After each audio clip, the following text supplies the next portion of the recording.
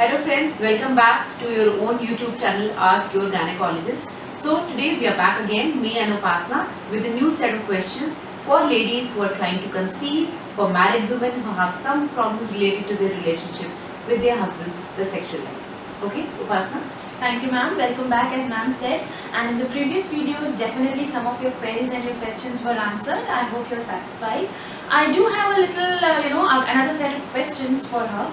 And without wasting any time, and we ended on pregnancy, and I think we should pick up from that topic only. Yeah, we ended on the belly button. Yes, we ended on the belly button thing, and with that only, a question is connected to pregnancy only. During these months, there's a strange line on the stomach.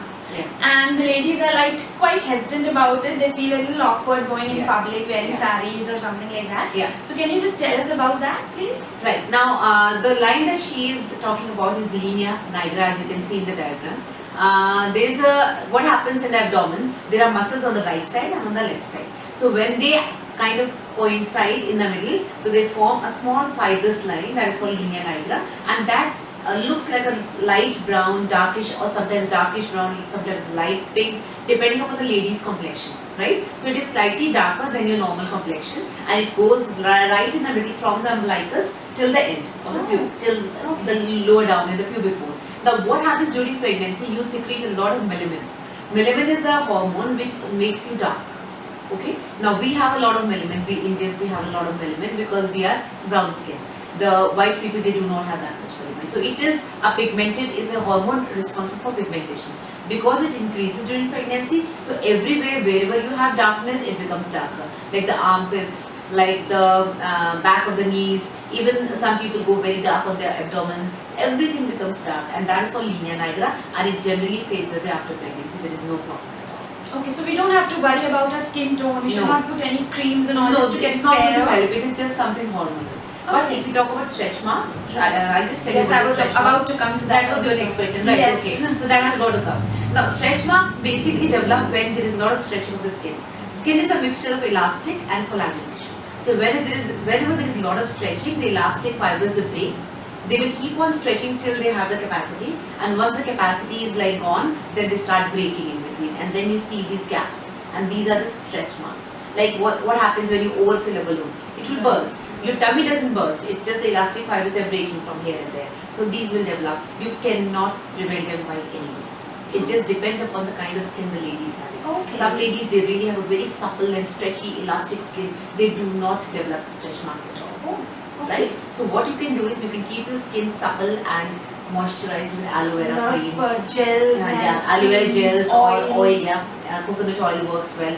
Lots of creams, and these pharmaceutical companies are promoting their creams, and this prevents stretch marks, or this will even make you help you get rid of your old stretch marks. No, this never happens. So do not fall prey to these products which are in the market. Just keep your skin healthy, eat healthy. Whatever you eat will show in your skin. And if you do have a dry skin, and if you do like you're very very thin, say 40 kg, and you go up to 80 kg, then obviously a lot of stretching will definitely lead to lots of stretch marks, not only on the tummy, even on the back, even on the hips, on the hands. You must be watching these Bollywood stars. Yes. Many Bollywood stars, they have lots of stretch marks, especially the ones who have lost a lot of weight, even though they have never been pregnant.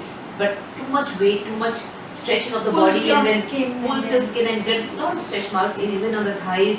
So it's okay, don't be ashamed of that. It's your body, and if you go through these changes, then you are bound to have it. Sometimes you feel a lot of itchiness in the stretch marks. Yes, this happens whenever your skin stretches. There will be a lot of itchiness. This is very normal. Unless you are having a liver functional disorder, that your doctor will tell you. There are certain conditions like obstetric cholestasis where lots of bile salts. This happens because the circulation of the liver is hampered during pregnancy. Sometimes, not always, it gets hampered, and lots of bile salts get collected in the abdomen. So that causes itching, and that is not very good for the baby itself. So in case your doctor tells you to get a liver function test done, get it done. If it is normal, then it is a normal itching. Just use your finger pulp, don't use your nails, because if you give yourself ugly marks with your nails, definitely you feel bad after that, because these never go. Even these stretch marks, they will become lighter. They might look very darkish black or brown, even dark pink during pregnancy, but they lighten up. So they don't completely, they do not just fade away. They fade away. Once you are like 3 to 4 months after your pregnancy, you'll see they're becoming grayish, silverish, but they will still be there. So we should be mentally prepared that we are going to carry it. Please do. And let's carry it positively. Yeah, just do not gain a lot of weight, but that is not in your hands. Okay? Right. Now talking about weight, as you said, women during pregnancy tend to put on weight and they become a little plump. So just wanted to know whether there's an apt weight, for a woman who's pregnant, not more than that and not less than that. See, we cannot go by the book because the book says 10 to 12 kg. Now that is very average. Now it depends what kind of physical activity the lady is doing. Say a rural lady and an urban lady. Then depends what kind of body structure you are having, what tendency of weight gain you are having. If you are diabetic from the very beginning, if you are hypertensive from the very beginning. So it all depends upon your lifestyle, your eating habits, everything. Your stress, the stress that you are facing. So, and then of course your genetic characters. Your baby doesn't really depend on your genetic characters. The baby is also half father. He has a half genetic material from the father. So if you tend to have say 4 kgs baby, 3.5 kgs baby, you're bound to gain a lot of weight. And suppose your genetic characters do not let your baby grow more than 2 kg, 2.5 kg, then you will not gain a lot of weight. So it just depends how you carry and your genetic, your tendency, your genetic characters. Yeah. So what happens when you deliver, you kind of lose around 5 kg at that time because the baby is around 2.5 to 3 kg, the placenta, then the fluid, the blood, whatever you lose. So at that moment you lose 5 kgs and come out of the operation theatre. After that, it takes months and months to get rid of that extra weight. The water retention which you develop because of the hormonal effect of pregnancy, it goes away very soon. Many ladies would put on a lot of weight, say 15, 20, even 25 kgs. It happens because of water retention. In spite of the fact that they are absolutely normal, there is no blood pressure problem, there is no diabetes, and they are eating well, healthy food, even then they bloat up. And even the rings and the kada, everything becomes very, very tight. So that's okay if you're absolutely non-diseased, there's no disease and the doctor is happy that you're okay. This weight will go off very easily. But the weight that you gain because of overeating, because of unhealthy eating, that doesn't go. And you really need to work on that. So do not let your body unnecessarily accumulate a lot of fat. Because if you become fat, that fat is not going to help the baby. So the baby it's bad fat. The baby is not going to grow. Many times it happens, a very fat lady walks in and we think, oh, the baby bump is so big, she's going to deliver a good size baby. She only delivers a 2 kg, 2.5 kg baby. She herself is 110 kgs. That's because too much of weight hampers the blood circulation to the baby itself, and later on the lady herself ends up with blood pressure, diabetes and even DVTs. What is DVT? A clot in the leg, and that is life-threatening. So please be careful. So when we are pregnant, we should be very, very careful of our weight because Proper we are yoga. inviting a lot of complications then. Yoga, exercises, these are very, very important during pregnancy. People do not do it because no, I'm pregnant, I'm happy with the normal walk, I'm happy with the normal household work. Right. But no, if you're happy, that's fine. If you're gaining a lot of weight and you think you're eating more than what you're burning your calories, then you really need to work out. Not heavy, but there are many exercises recommended during pregnancy. So a healthy lifestyle and a healthy food can definitely prevent us from getting fat, not plump, fat. And nowadays, the new generation ladies are a little scared of labor pains. They're very scared. They're very scared of labor pains, and they'll keep asking, is there any other way I can deliver baby where I don't want to go through these pains? So I would request you to boost their morale up with a lot of information. I think I have made a video before about epidural analgesia, which is very, very effective, and it's not very famous, I would say. I would say in smaller cities. In metro cities, yes. If you go out of India, I have worked in UK for 4 years, and there is very, very common. Everybody knows what is epidural. Every lady goes through that epidural. Not even one single woman I've seen delivering without epidural. Right? It is that common. It is that common because it is a very safe analgesia. They put a pipe here, the anesthetist does it in the back of the spine and in your back, and there is a space called epidural where the injection, the liquid is injected, and it kind of numbs you from here. Not really very numb because you can walk, you can even go to the toilet, you can feel that you feel like peeing, you can just not feel the pain. The pain is gone, the pain fibers are affected, that is all. So that's really good. It is very good. You really get relieved from the stress that, oh my god, what is pain, or how am I going to tolerate it, that nightmare of delivery, oh my god, that is gone. And yes, if you do not, if you end up having a cesarean because of some other reason, then this dose can be increased, the epidural dose, and then it really makes you numb so that you cannot walk and you cannot feel anything, and then it can be converted into So a it cesarean really section. helps. It really helps. It may just delay your delivery by 2 to 3 hours, right?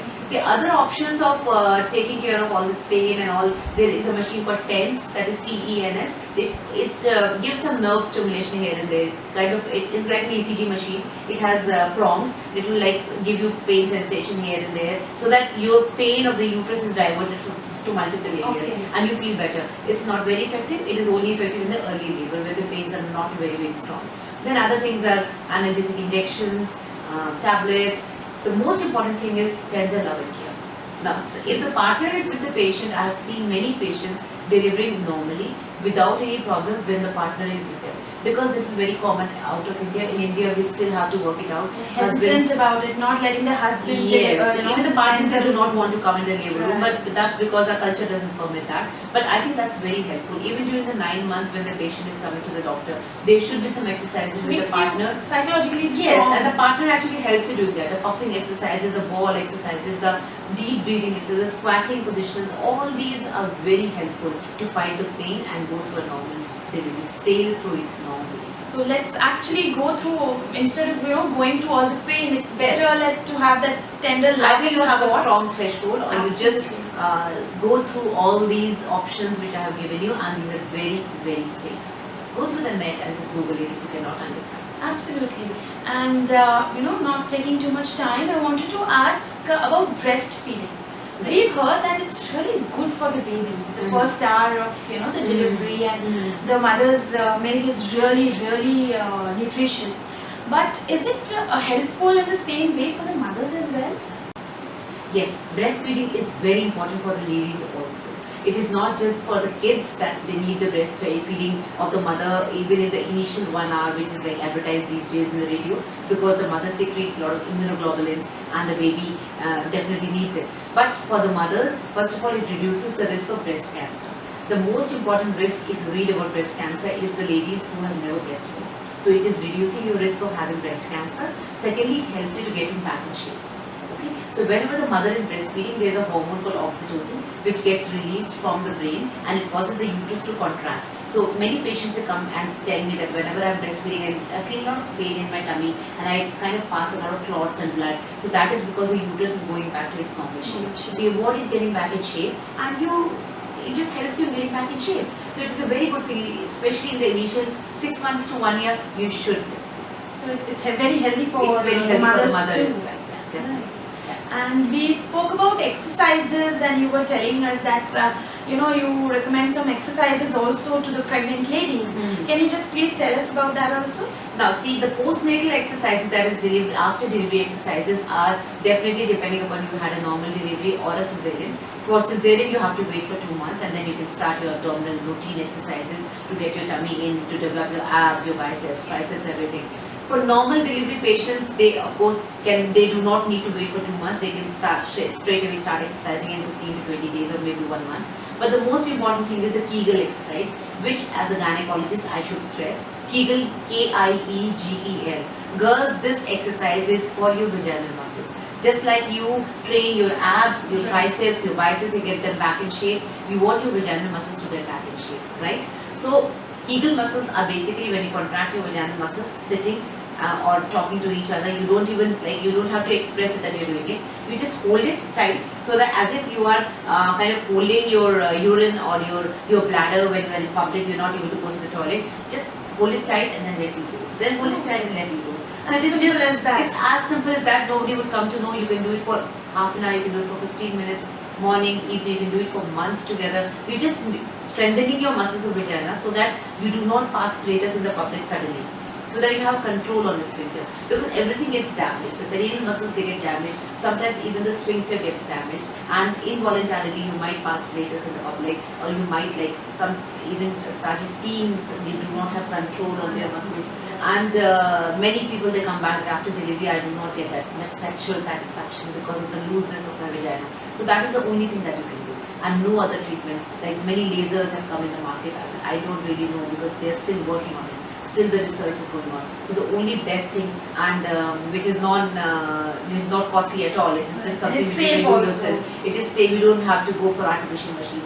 Just contract it and leave it goes. Contract it and leave it goes. Just Kegel exercise. So see, it's as simple as that. But if we don't ask, we If we will don't never ask, get to know, and we'll we'll never keep get to know. dealing with these problems. Yes. So we would recommend all the ladies there, please come out of that shell, go to your gynecologist, ask a lot of questions, Yes. clear your doubts, clear Please your do. queries, Please. and don't be ashamed of anything. Do not Don't get be ashamed. embarrassed. Do not be Please. embarrassed. She's right, and give yourself first priority. Please, because Absolutely. you have to take care of your children, your husband, so many social responsibilities you have. So keep yourself as first priority. Right? So till then, a big goodbye to you all. We'll be back again with a new video, and you can always subscribe to my channel, Ask Your Gynecologist. And if you have any question, you can either inbox me or you can follow me on my Instagram handle sonal.parihar.33. So till then, bye for now. Take care. Thank you, Upasana, You're most for being a welcome, guest. ma'am. Thank you. Bye. Bye-bye.